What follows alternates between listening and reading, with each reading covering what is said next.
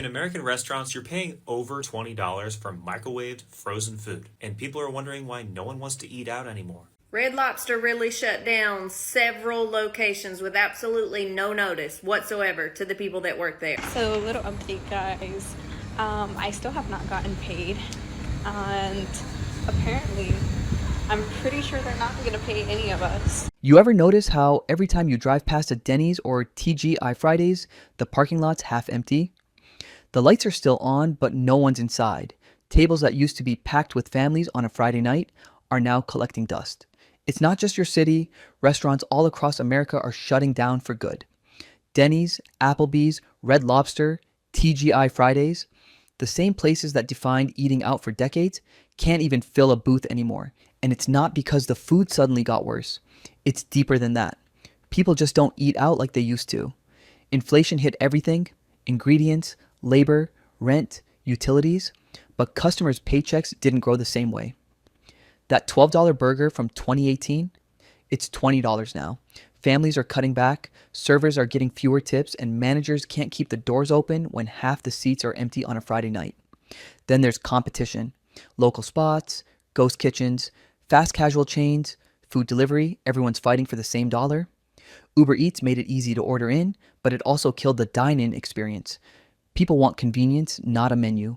So now, the American sit-down restaurant is dying in real time. The kind of place where you'd celebrate birthdays or grab pancakes at 2 a.m. after work. And unless something changes, those neon signs might be gone for good. Check out some of these videos next, because this quiet collapse isn't just about food, it's about the economy we're all trying to survive in. In American restaurants, you're paying over $20 for microwaved frozen food, and people are wondering why no one wants to eat out anymore. This isn't just some crazy theory. This is actually true. Restaurants openly admit to this. The system is absolutely collapsing on itself. People can't afford it. Customers aren't going out anymore. These places are sitting empty on Friday, Saturday nights. I could go to Central Avenue on a Friday night and film an empty restaurant for you guys if you don't believe me. It is happening over and over and over again every weekend at this point. As a live musician in this city, I can see it firsthand because the gigs are the first thing to go. If there's no one in the restaurant, they're not going to pay for live music. And this loss of restaurants in America is going to be studied. This is bad. We're not just losing businesses, we're losing culture, we're losing third spaces, we're losing live music. Places where people gather, where they laugh, where they share stories, enjoy food together. That is all becoming a thing of the past. And even the small businesses that aren't giving you frozen food, these places are struggling just as much. They're sitting just as empty as the big chains are. And once these small businesses and mom and pop shops are gone, they're not coming back. If they do get replaced, it's going to be with a big chain, where we get to eat even more microwave frozen food. I mean, something has to change, right? What do you think? Because at this point, I honestly think that we're not going to have restaurants in 5 years. It sounds insane. I understand. I don't know about you, but I don't want to live in a country without restaurants. That sounds awful. Red Lobster really shut down several locations with absolutely no notice whatsoever to the people that work there. There was a Red Lobster restaurant right across the street from the restaurant that I work at, and that was one of the ones that was shut down. So a lot of their previous staff is calling our restaurant to see if they can come work with us, which we will gladly take as many as we can on. They just show up to work, I think, last Monday to find the doors locked and a note on the door, "Hey, you don't work here anymore. Hey, we can't service you anymore. You don't have a job. Sorry about it." No pre-warning whatsoever. These people have bills. They have children. They have families. What? Somebody somewhere knew that these locations were going to get shut down, and they gave them absolutely no warning. And I'm not here to trash Red Lobster or anything, but at the same time, seriously, you couldn't say a word? It's foul. It's disgusting. And honestly, as many of them that come and apply at my restaurant, as long as they're able to do the job, I'm going to work them. I will take them all. I'm at my job at Denny's, and it's literally not a singular customer in this bitch. We are empty. It's 3 employees, and we're in California, too. So in California, we get paid $19 an hour minimum. So there's 2 servers, $19 an hour. One of them, he's been here longer than me, so I'm assuming that his pay is somewhere in the realm of $23 an hour. And then we got a cook, probably makes about $25 to $30 an hour. So just in labor costs alone, they losing almost damn near $80 an hour. We need some customers. We don't though. I'm actually perfectly okay with it staying this slow and then me leaving very early. But the problem is, what's going to happen is 7 o'clock, between like 7 and 8:30, we're gonna get so fucking busy, and then it's gonna be annoying, and then we're gonna slow down. So it's just, we're gonna make all the money in an hour and a half. And while I shouldn't be complaining about making money, it ain't really no money. Like, I'm gonna make, for that busy ass hour and a half, I'm gonna make like $60. So I'm gonna walk out here with like $60, $70 for that stressful ass hour and a half. And the rest of the time it's slow. Kind of rather stay in the house. But I don't know. I like my coworkers and management here, so it is what it is. All right, so we need to talk about restaurants and everything going on with all these restaurants that are closing around Los Angeles right now. I know that in my neighborhood in Culver City, I can think of like 4 or 5 restaurants that are shutting down permanently. Some of them have been here for decades too. So it's definitely an indicator that there's something going on. Of course, rent, cost of living, greedy landlords, these are all factors. There's no doubt in my mind that these are really important factors. I actually have a really close friend who ran a bar in Santa Monica, and the landlord jacked up the prices so that it was out of reach within his business model, and he had to shut down. So that is 100% one thing going on, is landlords just wanting to jack up their prices.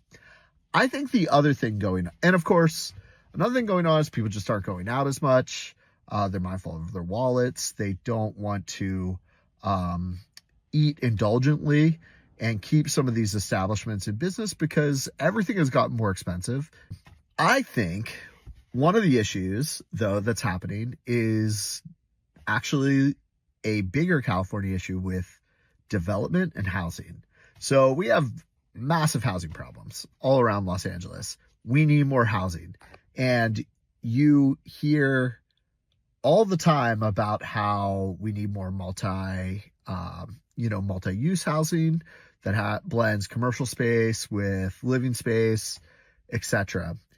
And that comes with a cost. And I think that cost is that, some of these restaurants occupy spaces where they are the only tenant of that building. And it's a number one target for developers to target these commercial properties where these restaurants are in order to actually build mixed-use space. But then the issue becomes can a restaurant actually make its margins work in a new mixed-use space like that, etc. So I think there's a generational shift happening right now, where as hopefully California builds more and more and more, sadly it's going to phase out some of these long established businesses that just don't have, the resources or cash or will to operate at moving into a new mixed use space for the next chapter or generation of their restaurant. People talk about all these restaurants closing down. I think it's really important to look at the building that the restaurant is in, and especially look above it and think, hey, can there be 4 or 5 more stories above where that restaurant is for housing so that the space is used in a more efficient way for our urban lifestyle around Los Angeles? And I think that's a consideration that a lot of people are not taking into consideration here. I don't think that it's just everybody being mindful of their money or just greedy landlords. Of course, the greedy landlord thing is also a part of selling a property to a developer as well. But I also think that works in conjunction with how we need to build more housing and be more efficient with our space around Los Angeles. So keep your eye on, places that are closing down, and think about that property and what the potential of that property could be. And maybe if there's something in conjunction with that potential at the desired outcome, and why that restaurant and business had to close down. A lot of our problems in Los Angeles are really complicated, and a lot of them are very, very, very related to each other. So definitely going to be give and take kind of no matter what. And sometimes that give and take sucks. So, little update, guys. I still have not gotten paid, and apparently I'm pretty sure they're not going to pay any of us. They're in a legal battle with the landlord because he's trying to evict them because they got a 15-year lease during COVID, so they're paying like super cheap rent. And the reason for not paying us is they're like, oh, we use the money for like other expenses with the legalities and whatever. And I was like, so you're telling me that you took the tip money that we made, which is illegal, and you're gonna use it for other expenses? He was like, no, that's not what I'm saying. We have other people who don't make tips, you know, that we have to pay. He's like, oh, the money will be coming from the owner and other investors. I was like, they definitely took our money and like used it for whatever. Supposedly they also took the money that we made, and the manager took a trip to Croatia for 2 months. Yeah. Let that simmer in, because no, that shit is not done simmering within myself. I am missing almost 3 weeks of pay from them, while other people are missing over a month of pay from them. Yeah. Can someone in the service industry explain this to me? This is not the first time this has happened. I came to a restaurant for lunch, not one table is sat, and they ask me if I have a reservation. I don't have a reservation. And then they look at me like, we'll see if we can accommodate you. This is what the restaurant looks like currently.